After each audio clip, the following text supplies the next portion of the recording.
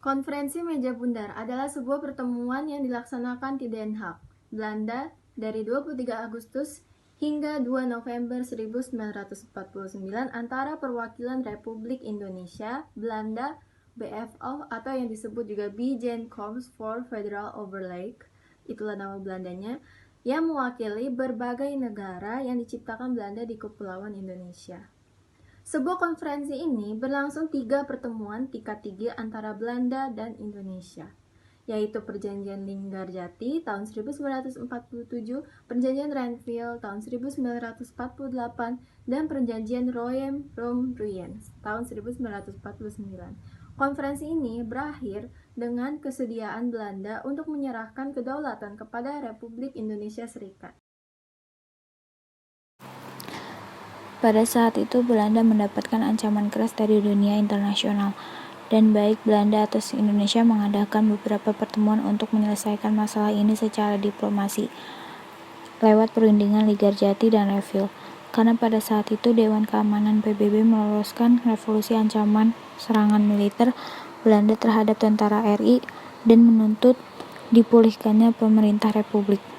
Setelah itu, perundingan ketiga untuk mendamaikan kedua belah pihak, yaitu Perjanjian Roem-Romruyen pada 6 Juli, Muhammad Roem mengatakan bahwa Republik Indonesia yang para pemimpinnya masih diasingkan di Bangka bersedia ikut serta dalam konferensi Meja Bundar untuk mempercepat penyerahan kedaulatan. Akhirnya mereka yang diasingkan dibawa sementara ke Ibu Yogyakarta. Sekarang saya akan menjelaskan negosiasi. Perundingan menghasilkan sejumlah dokumen, diantaranya Piagam Kedaulatan, Statuta Persatuan, Kesepakatan Ekonomi, serta kesepakatan terkait urusan sosial dan militer. Perundingan mengenai utang luar negeri, pemerintah kolonial Hindia Belanda bertanggung berkepanjangan pada akhirnya berkat intervensi anggota Amerika Serikat dalam Komisi Persatuan Bangsa-Bangsa untuk Indonesia. Pihak Indonesia menyadari bahwa kesediaan membayar sebagian utang Belanda adalah harga yang harus dibayar demi memperoleh kedaulatan. Pada 24 Oktober, delegasi Indonesia setuju untuk menanggung sekitar 4,3 miliar gulden utang pemerintah Hindia Belanda. Permasalahan mengenai Papua Barat juga hampir menyebabkan pembicaraan menjadi buntu. Delegasi Indonesia berpendapat bahwa Indonesia harus meliputi seluruh wilayah Hindia Belanda. Di pihak lain, Belanda menolak karena mengklaim bahwa Papua Barat tidak memiliki ikatan klinik dengan wilayah Indonesia lainnya. Pada akhirnya, pada awal 1 November 1949, suatu kesepakatan diperoleh. Status Papua Barat akan ditentukan melalui perundingan antara Indonesia Serikat dengan Belanda dalam waktu 1 tahun setelah penyerahan kedaulatan. Sekitar dari saya itu tentang negosiasi. Terima kasih. Pertama, saya akan menjelaskan hasil. Konferensi secara resmi ditutup di Gedung Parlemen Belanda pada tanggal 2 November 1949. Isi perjanjian konferensi adalah sebagai berikut.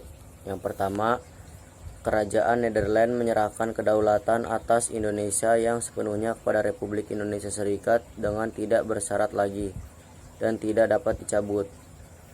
Dan karena itu mengakui Republik Indonesia Serikat sebagai negara yang merdeka dan berdaulat. Yang kedua, Republik Indonesia Serikat menerima kedaulatan itu atas dasar ketentuan-ketentuan pada konstitusinya. Rancangan konstitusi telah dipermalukan kepada Kerajaan Nederland.